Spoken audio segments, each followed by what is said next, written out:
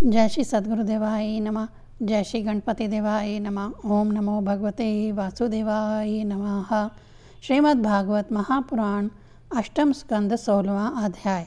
कश्यप जी के द्वारा अदिति को पयोव्रत का उपदेश। श्री सुखदेव जी कहते हैं, परीक्षित, जब देवता इस प्रकार भाग कर छिप गए और दैत्यों ने स्वर्ग पर अधिकार कर लिया, तब देव माता अदिति को बड़ा दुख हुआ।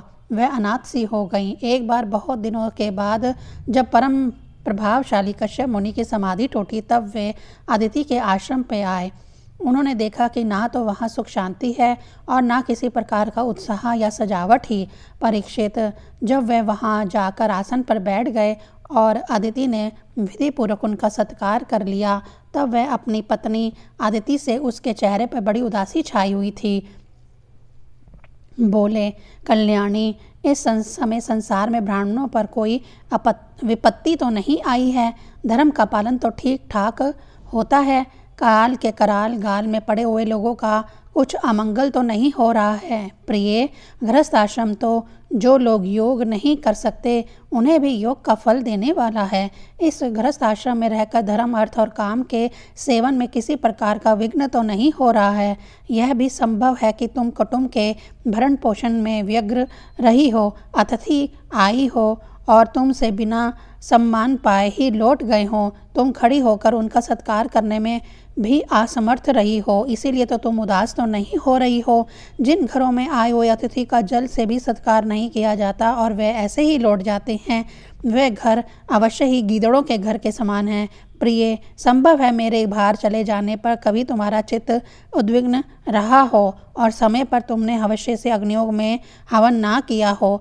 सर्वदेवमय भगवान के मुख हैं। ब्राह्मण और अग्नि गृहस्थ पुरुष यदि इन दोनों की पूजा करता है तो उसे उन लोगों की प्राप्ति होती है जो समस्त कामनाओं को पूर्ण करने वाले हैं। प्रिय, तुम तो सर्वदा प्रसन्न रहती हो, परंतु तुम्हारे बहुत से लक्षणों से मैं देख रहा हूँ कि इस समय तुम्हारा चित्त अस्वस्थ है। तुम्हारे सब लड़के तो कुशल मंगल से हैं ना? अदिति ने कहा, भगवान, ब्राह्मण, गो, धर्म और आपकी यह दासी सब स्वकुशल है। मेरे स्वामी, यह गृहस्थ आश्रम ही अर्थ, धर्म और काम की साधना में परम सहायक है। प्रभु, आपके निरंतर सिमरन और कल्याण कामना से अग्नि, अतिथि, सेवक, भिक्षु और दूसरे याचकों का भी मैंने तिरस्कार नहीं किया है। भगवान, जब आप जैसे प्रजापति मुझे इस प्रकार धर्म पालन का उपदेश करते हैं, तब भला मेरे मन की ऐसी कौन सी कामना है जो पूरी ना हो जाए। आर्यपुत्र, समस्त प्रजा, वह चाहे सत्वगुणी, रजोगुणी या तमोगुणी हो, आप ही की संतान हैं। सब कुछ आपके संकल्प से उत्पन्न हुए हैं और कुछ शरीर से। भगवान, इसमें संदेह नहीं कि आप सब संतानों के प्रति, चाहे असुर हो या देवता, एक स्वभाव रखते हैं, सम हैं। तथापि स्वयं परमेश्वर भी अपने भक्तों की अभिलाषा पूर्ण किया करते हैं। मेरे स्वामी, मैं आपकी दासी हूँ, आप मेरी भलाई के संबंध में विचार कीजिए। मर्यादा पालक प्रभु, शत्रुओं ने हमारी संपत्ति और रहने का स्थान तक छीन लिया है, आप हमारी रक्षा कीजिए। बलवान दैत्यों ने मेरे ऐश्वर्य, धन, यश और पद छीन लिए हैं और हमें घर से बाहर निकाल दिया है। इस प्रकार मैं दुख के समुद्र में डूब रही हूँ। आपसे बढ़कर हमारी भलाई करने वाला और कोई नहीं है। इसलिए मेरे हितैषी स्वामी, आप सोच विचार कर मेरे अपने संकल्प से ही मेरे कल्याण का कोई उपाय कीजिए, जिससे कि मेरे पुत्रों को वे वस्तुएं फिर से प्राप्त हो जाएं। श्री सुखदेव जी कहते हैं, इस प्रकार अदिति ने जब कश्यप जी से प्रार्थना की, तब वह कुछ विस्मित से होकर बोले, बड़े आश्चर्य की बात है, भगवान की माया भी कैसी प्रबल है। यह सारा जगत स्नेह की रंजू से बंधा हुआ है। कहाँ यह पंचभूतों से बना हुआ अनात्मक शरीर और कहाँ प्राकृतिक से परे आत्मा। ना किसी का कोई पति है, ना पुत्र है, ना तो संबंधी ही है। मोह ही मनुष्य को नचा रहा है। प्रिय, तुम संपूर्ण प्राणियों के हृदय में विराजमान अपने भक्तों के दुख मिटाने वाले जगत गुरु भगवान वासुदेव की आराधना करो। वह बड़े दीन दयालु हैं। अवश्य ही श्री हरि तुम्हारी कामनाएं पूर्ण करेंगे।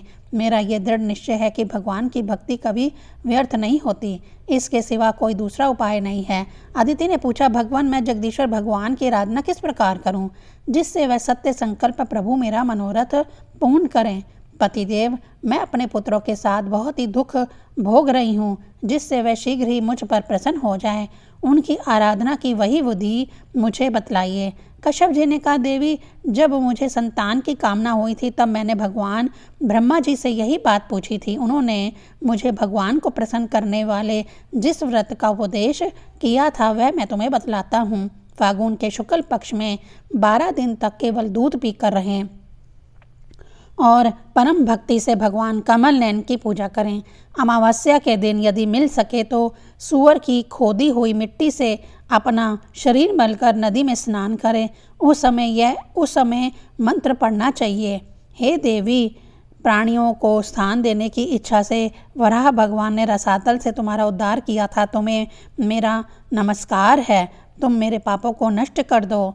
इसके बाद अपने नित्य और नैमित्तिक नियमों को पूर्ण करके एग्राक चित्त से मूर्ति, वेदी, सूर्य, जल, अग्नि और गुरुदेव के रूप में भगवान की पूजा करें और इस प्रकार स्तुति करें, प्रभु, आप सर्वशक्तिमान हैं, अंतर्यामी और आराधनीय हैं। समस्त प्राणी आप में और आप समस्त प्राणियों में निवास करते हैं। इसी से आपको वासुदेव कहते हैं। आप समस्त चर आचर जगत और उसके कारण के भी साक्षी हैं। भगवान, मेरा आपको नमस्कार है। आप अव्यक्त और सूक्ष्म हैं। प्राकृतिक और पुरुष के रूप में भी आप ही स्थित हैं। आप 24 गुणों के जानने वाले और गुणों की संख्या करने वाले सांख्य शास्त्र के प्रवर्तक हैं। आपको मेरा नमस्कार है। आप वह यज्ञ हैं जिसके प्राणनीय और उदायनीय ये 2 कर्म सिर हैं। प्रातः, मध्य और साया ये 3 सवन ही 3 पाद हैं। चारों वेद 4 सींग हैं। गायत्री आदि 7 छंद ही 7 हाथ हैं। यह धर्म में वृषभ रूप यज्ञ वेदों के द्वारा प्रतिपादित है और इसकी आत्मा है स्वयं आप। आपको मेरे नमस्कार है। आप ही लोक कल्याणकारी शिव और आप ही परलयकारी रुद्र हैं। समस्त शक्तियों को धारण करने वाले भी आप ही हैं। आपको मेरा बारंबार नमस्कार है। आप समस्त विद्याओं के अधिपति और भूतों के स्वामी हैं। आपको मेरा नमस्कार है। आप ही सबके प्राण और आप ही इस जगत के स्वरूप भी हैं। आप योग के कारण तो है ही, स्वयं योग और उसमें मिलने वाला ऐश्वर्य भी आप ही हैं। हे हिरण्यगर्भ, आपके लिए मेरा नमस्कार। आप ही अग्निदेव हैं। आपके साक्षी सबके साक्षी हैं। आप ही नर नारायण ऋषि के रूप में प्रकट स्वयं भगवान हैं। आपको मेरा नमस्कार है। आपका शरीर मरकतमणि के समान सांवला है। समस्त संपत्ति और सौंदर्य की देवी लक्ष्मी आपकी सेविका हैं। पीताम्बरधारी केशव, आपको मेरे बार बार नमस्कार। आप सब प्रकार के वर देने वाले हैं। वर देने वालों में श्रेष्ठ है तथा जीवों के एकमात्र वर्णीय हैं। यही कारण है कि धीर विवेकी पुरुष अपने कल्याण के लिए आपके चरणों की रज की उपासना करते हैं। जिनके चरण कमलों की सुगंध प्राप्त करने की लालसा से समस्त देवता और स्वयं लक्ष्मी जी भी सेवा में लगी रहती हैं, वे भगवान मुझ पर प्रसन्न हो। प्रिय भगवान ऋषिकेश के आह्वान पहले से ही कर लें। फिर इन मंत्रों के द्वारा पाद आचमन आदि के साथ श्रद्धापूर्वक मन लगाकर पूजा करें। गंधमाला आदि से पूजा करके भगवान को दूध से स्नान करावें। उसके बाद वस्त्र, यज्ञोपवीत्र, आभूषण, पाद आचमन, गंध, धूप आदि के द्वारा 12 अक्षर मंत्र से भगवान की पूजा करें। यदि समर्थ हो तो दूध में पकाए हुए तथा घी और गुड़ मिले हुए शाली के चावल का नैवेद्य लगावें और उसी का 12 अक्षर मंत्र से हवन करें। उस नैवेद्य को भगवान के भक्तों में बांट दे या स्वयं पी लें।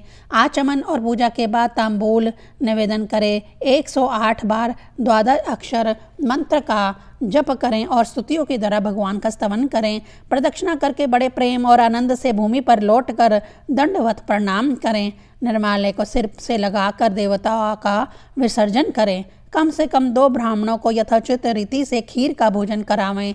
दक्षिणा आदि से उनका सत्कार करें। इसके बाद उनसे आज्ञा लेकर अपने इष्ट मित्रों के साथ बचे हुए अन्न को स्वयं ग्रहण करें।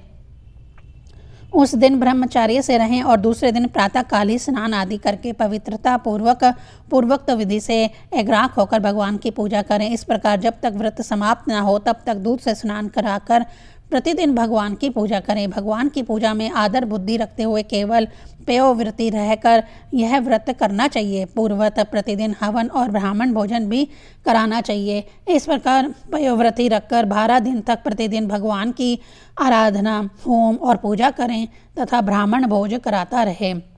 फागुन शुक्ल पक्ष प्रतिपदा से लेकर त्रयोदशी पर्यंत ब्रह्मचार्य से रहें, पृथ्वी पर शयन करें और तीनों समय स्नान करें। झूठ ना बोलें, पापियों से बात ना करें, पाप की बात ना करें, छोटे बड़े सब प्रकार के भोगों का त्याग कर दे, किसी भी प्राणी को किसी प्रकार का कष्ट ना पहुँचावें, भगवान की आराधना में लगा ही रहे। त्रयोदशी के दिन विधि जानने वाले ब्राह्मणों के द्वारा शास्त्रोक्त विधि से भगवान विष्णु को पंचामृत स्नान करावे। उस दिन धन का संकोच छोड़कर भगवान की बहुत बड़ी पूजा करनी चाहिए और दूध में खीर पकाकर विष्णु भगवान को अर्पित करना चाहिए। अत्यंत एकाग्रचित्त से उसी पकाए हुए चरु के द्वारा भगवान का यजन करना चाहिए और उनको प्रसन्न करने वाला गुण युक्त तथा स्वादिष्ट नैवेद्य अर्पण करना चाहिए। इसके बाद ज्ञान संपन्न आचार्य और ऋतवजों को वस्त्र, आभूषण और गो आदि देकर संतुष्ट करना चाहिए। प्रिय, इसे भी भगवान की आराधना समझो। प्रिय, आचार्य और ऋतजों को शुद्ध, सात्विक और गुण युक्त भोजन कराना ही चाहिए। दूसरे ब्राह्मण और आए हुए अतिथियों को भी अपनी शक्ति के अनुसार भोजन कराना चाहिए। गुरु और ऋतजों को यथा योग्य दक्षिणा देनी चाहिए। जो चंडाल आदि अपने आप वहां आ गए हों उन सभी को तथा दीन, अंधे और असमर्थ पुरुषों को भी अन्न आदि देकर संतुष्ट करना चाहिए। जब सब लोग खा चुके तब उन सब के सत्कार को भगवान की प्रसन्नता का साधन समझते हुए अपने भाई बंधुओं के साथ स्वयं भोजन करें। प्रतिपदा से लेकर त्रयोदशी तक प्रतिदिन नाच, गान, बाजे, गाने, स्तुति वाचन और भगवत कथाओं से भगवान की पूजा करावें। प्रिय, यह भगवान की श्रेष्ठ आराधना है। इसका नाम है पयोव्रत। ब्रह्मा जी ने मुझे जैसा बताया था वैसा ही मैंने तुम्हें बता दिया। देवी, तुम भाग्यवती हो। अपनी इंद्रियों को वश में करके शुद्ध भाव एवं श्रद्धापूर्वक चित्त से इस व्रत का भली भांति अनुष्ठान करो और इसके द्वारा अविनाशी भगवान की आराधना करो। कल्याणी, यह व्रत भगवान को संतुष्ट करने वाला है, इसीलिए इसका नाम है सर्वयज्ञ और सर्वव्रत। यह समस्त तपस्याओं का सार और मुख्य दान है। जिससे भगवान प्रसन्न हो वह ही सच्चे नियम है, वह ही उत्तम यम है, वह ही वास्तव में तपस्या, दान, व्रत और यज्ञ है। इसीलिए देवी, संयम और श्रद्धा से तुम इस व्रत का अनुष्ठान करो। भगवान शीघ्र ही तुम पर प्रसन्न होंगे और तुम्हारी अभिलाषा पूर्ण करेंगे। 16वां अध्याय संपूर्ण। ओम नमो भगवते वासुदेवाय नमः।